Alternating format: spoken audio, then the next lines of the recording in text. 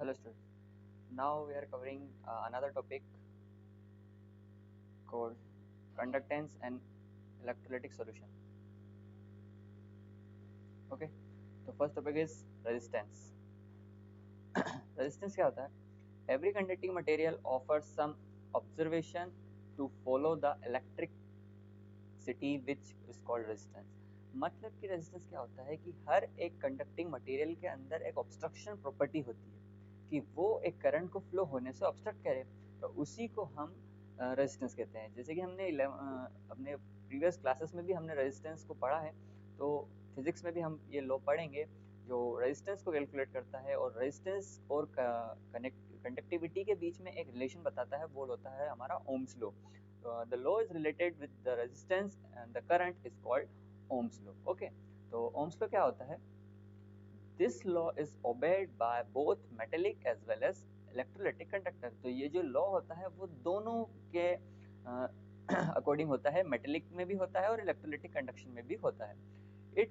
It's state that the potential difference across the conductor, मतलब कि जो दो कंडक्टर हैं उनके बीच के बीच उन दोनों के बीच में जो पोटेंशियल डिफरेंस है उसके डायरेक्टली प्रोपोर्शनल होता है करंट फ्लो थ्रू इट। जो करंट फ्लो होता है उसके वो, तो हमारा ओम्स लॉ क्या कहता है? जो पोटेंशियल डिफरेंस होता है वो डायरेक्टली प्रोपोर्शनल होता है करंट के। तो अगर हम ये प्रोपोर्शनलिटी का साइन हटाते हैं तो एक कांस्टेंट लगेगा।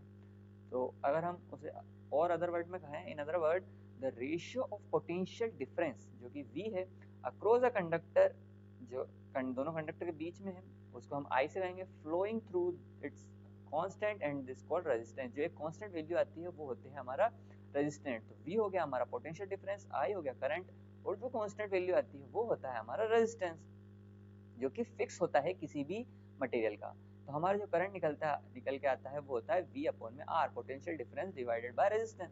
और जो करंट की यूनिट होती है वो हम एम्पियर में कैलकुलेट करते हैं, और वोल्ट V वोल्टेज वोल्ट्स में होता है। R हमारा जो रेजिस्टेंस जो एक्सप्रेस होता है वो कहते हैं हम ओम्स में, और जिसको हम डेजिग्नेटेड करते हैं इस सिंबल से। ठीक है, ये ओम्स का सिंबल है और इसकी एसआई यूनिट होती है kgm square divided by s cube a square. Okay, ये हुआ आपका ओम्स लॉ और रेजिस्टेंस। इसके आगे हम देख रहे हैं रेजिस्टिविटी। अब रेजिस्टेंस तो एक प्रॉपर्टी थी किसी भी मटेरियल की, पर अब वो रेजिस्टेंस किस प्रॉपर्टी की वजह से डेवलप होती है किसी भी मटेरियल में, हमें वो कैलकुलेट करनी है, तो हम उसको कहते हैं रेजिस्टिविटी। अभी हमने करंट और पोटेंशियल डिफरेंस के बीच में रेजिस्टेंस के बारे में समझा था, पर अब हम रेजिस्टेंस के अंदर समझ रहे हैं, तो उसको हम कहते हैं रेजिस्टिविटी और अ स्पेसिफिक रेजिस्टेंस, या फिर उसी मटेरियल की एक स्पेसिफिक रेजिस्टेंस। तो इसकी डेफिनेशन क्या है? The resistance of any conductor is directly proportional to its length and inversely proportional to the area of cross section. मतलब कि रेजिस्टिविटी को कैलकुलेट करने के लिए ये डेफिनेशन होती है कि रेजिस्टिविटी किसी भी कंडक्टर की डायरेक्टली प्रोपोर्शनल होती है उसकी लेंथ से और इनवर्सली प्रोपोर्शनल होती है उसके एरिया ऑफ क्रॉस सेक्शन से। अगर हम उसे लिखते हैं, अगर हम इस प्रोपोर्शनलिटी के साइन को हटाते हैं तो हमें एक कांस्टेंट वैल्यू रखनी होती है जिसको हम कहते हैं rho, where rho is a constant and depends upon the nature of conductor. ये डिपेंड करता है कंडक्टर के नेचर पे, और it is called specific resistance of a material, और यही इसकी स्पेसिफिक रेजिस्टेंस होती है और कंडक्टर की रेजिस्टिविटी।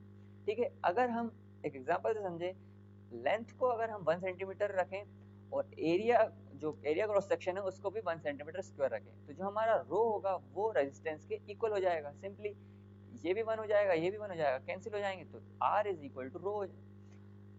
तो सिंपली हम क्या कह सकते हैं, हेंस द स्पेसिफिक रेजिस्टेंस जो कि रो है और resistivity is defined as the resistance in ohms of conductor 1 centimetre length and 1 square metre in centimetre. मतलब जब हम एक किसी भी कंडक्टर को 1 सेंटीमीटर उसकी लेंथ लें, 1 स्क्वायर मीटर स्क्वायर सेंटीमीटर जब उसके हम क्रॉस सेक्शन लें, तो उसका जो रो है मतलब स्पेसिफिक रेजिस्टेंस है वो इक्वल हो जाता है उसके रेजिस्टेंस से। In other word resistance is 1 centimetre cube.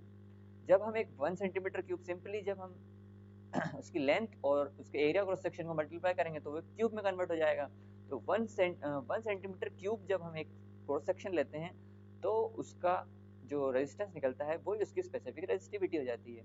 तो अगर हमें रो को डिराइव करना है तो सिंपली हम उसकी वैल्यू इंटरचेंज कर देंगे और R area cross section divided by L, और इसकी हम ऐसा यूनिट लिखेंगे ohms centimetre square by centimetre. तो इसका सिंपल जो ऐसा यूनिट आती है वो आती है ओम मीटर में। ओके, अब आगे देखते हैं हम कंडक्टेंस। जैसे कि हमने अभी रेजिस्टेंस देखा था, जस्ट अपोजिट उसके होता है कंडक्टेंस। कंडक्टेंस क्या होता है? Conductance is the measure by the ease with which the current flow through the conductor. It may be defined as the reciprocal of resistance. Simply जो रेजिस्टेंस होता है वो कंडक्टेंस के रेसिप्रोकल होता है, which is denoted by G. G से हम conductance को डिनोट करते हैं।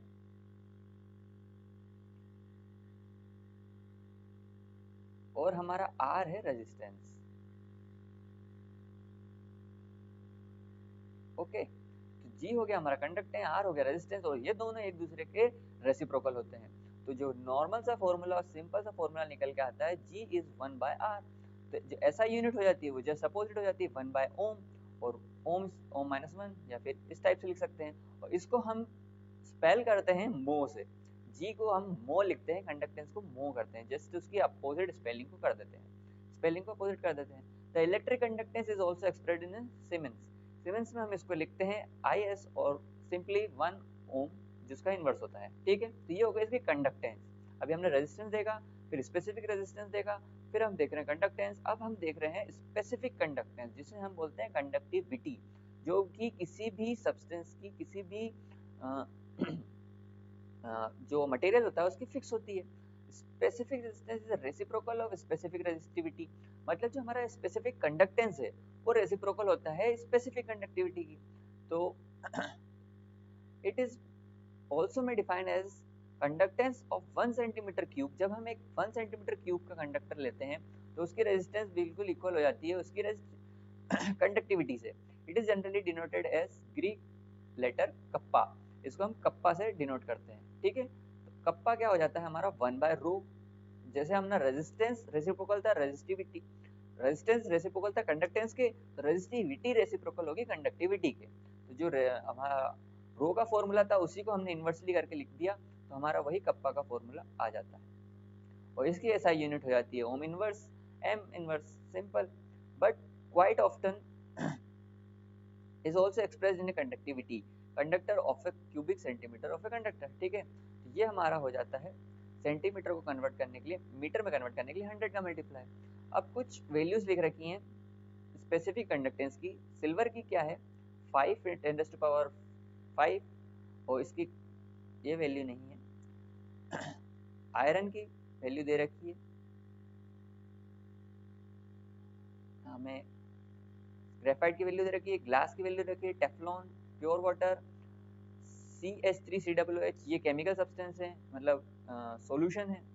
ये CH3COOH का सॉल्यूशन, NaCl का सॉल्यूशन, और 1m NaCl का सॉल्यूशन, और ये 0.1m HCl का सॉल्यूशन। तो ये कुछ कप्पा मतलब कंडक्टिविटी दे रखी है, वैल्यूज दे रखी हैं।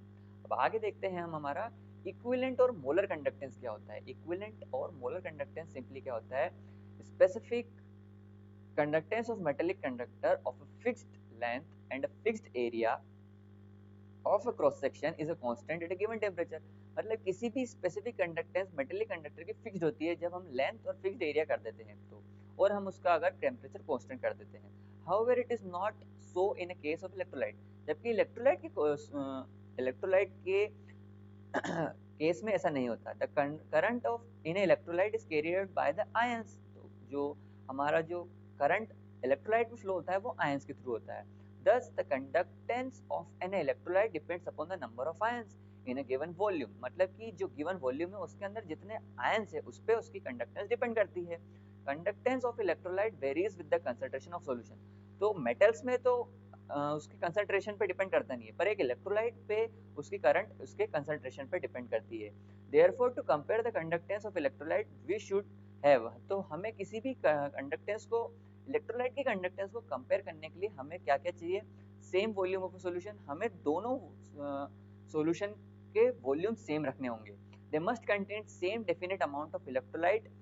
The total charge carry out by the ions will be same. तो जो आयंस हैं उन दोनों ने वो भी सेम होने चाहिए, तभी हम दोनों के कंडक्टेंस को इक्वली समझ सकते हैं। ठीक है, तो ये होता है आपका इक्विवेलेंट कंडक्टेंस।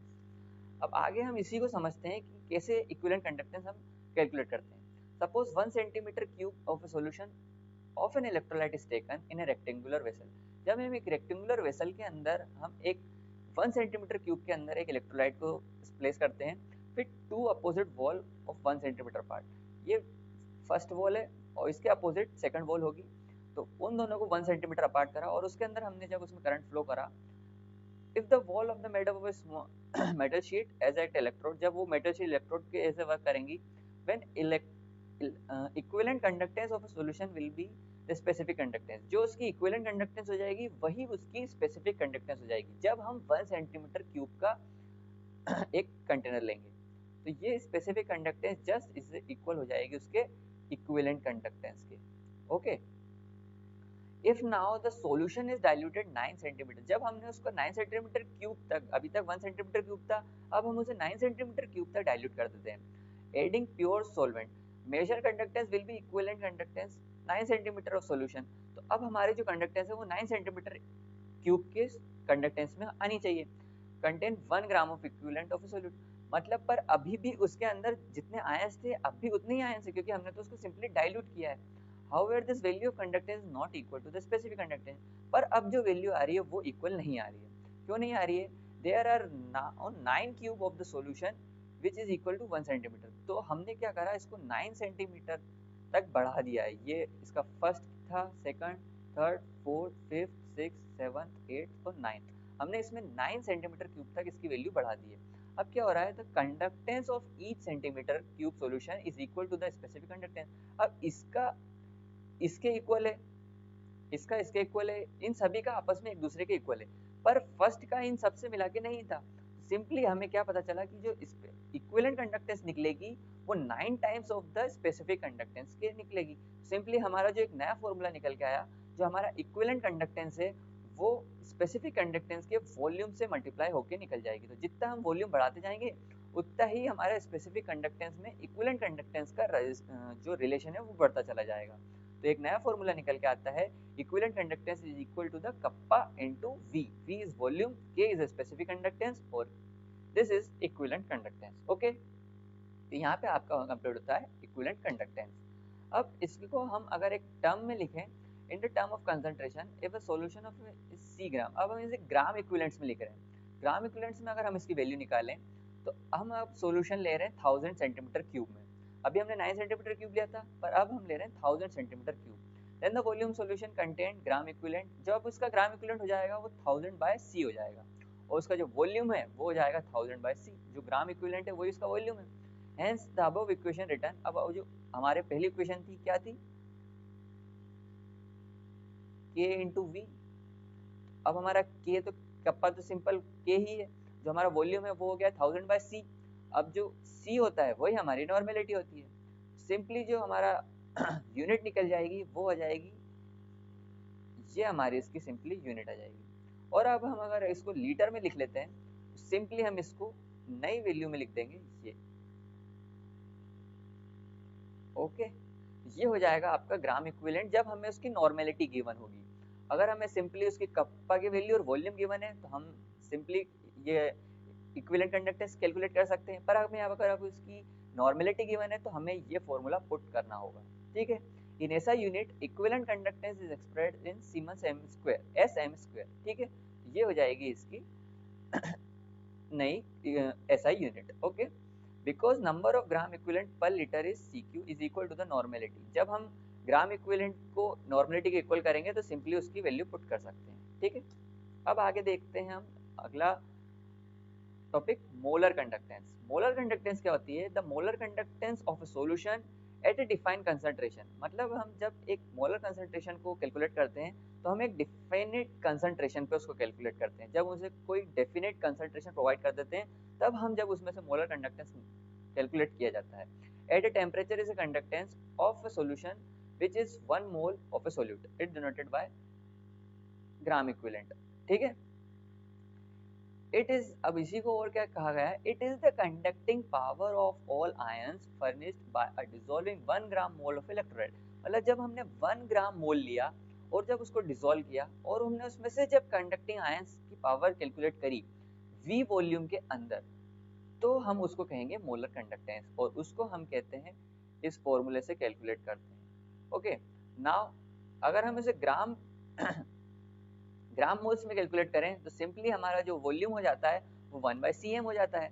तो v की वैल्यू अगर हम 1/cm पुट करेंगे, सिंपली हमारा जो नया फॉर्मूला निकल के आएगा वो ये रहेगा। ओके, तो अब हम इसकी सिर्फ सिंपली वैल्यू डिफरेंट डिफरेंट रख के देख रहे हैं और ये सभी फॉर्मूले आपके कैलकुलेट होते चले जाएंगे।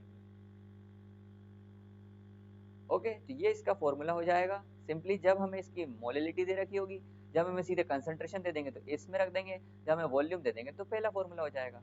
वॉल्यूम में इस फॉर्मूले को, और जब हमें कंसंट्रेशन दे रखा है तो ये, और जब हमें मोलिलिटी दे रखी तो ये। तो हमें सभी को अलग अलग फॉर्मूले, अलग अलग क्वेश्चन बेस पे हमें अलग अलग फॉर्मूले का यूज करना है। ठीक है, तो ये बात यहाँ पे कंप्लीट होती है। इसके आगे देख रहे हैं हम कुछ प्रॉपर्टीज और उसकी यूनिट्स। तो हमें ये याद होना चाहिए, जब हम रेजिस्टेंस लिखते हैं तो हम उसे लिखते हैं ओम्स में। ठीक है, और जब हम इसमें स्पेसिफिक रेजिस्टेंस लिखते हैं तो हमारा सेंटीमीटर और ऐड हो जाता है। ओके, अगला है हमारा कंडक्टेंस। तो वो सिंपली रेजिस्टेंस के जस्ट अपोजिट होता है, जो कि ओम इनवर्स होता है, जिसे हम मो भी लिखते हैं और सीमेंस भी लिखते हैं। अगला है आपका स्पेसिफिक कंडक्टेंस, जो कि जस्ट स्पेसिफिक रेजिस्टेंस के अपोजिट होता है। तो ये ओम सेंटीमीटर था, तो ये ओम इनवर्स सेंटीमीटर इनवर्स, जो कि सीमेंस सेंटीमीटर इनवर्स होगा। ठीक है, अब हमारा है सेल कांस्टेंट, जो कि सेल कांस्टेंट सिंपली हमारा होता है सेंटीमीटर इनवर्स। ओके, अगला है हमारा इक्विवेलेंट कंडक्टेंस। इक्विवेलेंट कंडक्टेंस हमारा होता है ohm inverse centimetre square. Molar conductance होता है हमारा ohm inverse centimetre square mole inverse. Okay, तो ये हो गया आपका इसकी सम प्रॉपर्टीज एंड कुछ उसके रिलेटिव यूनिट्स। ठीक है, तो यहाँ पे आपका ये टॉपिक कंप्लीट होता है। अब हम अगले लेक्चर में इसके आगे का क्लियर करेंगे। Okay, bye.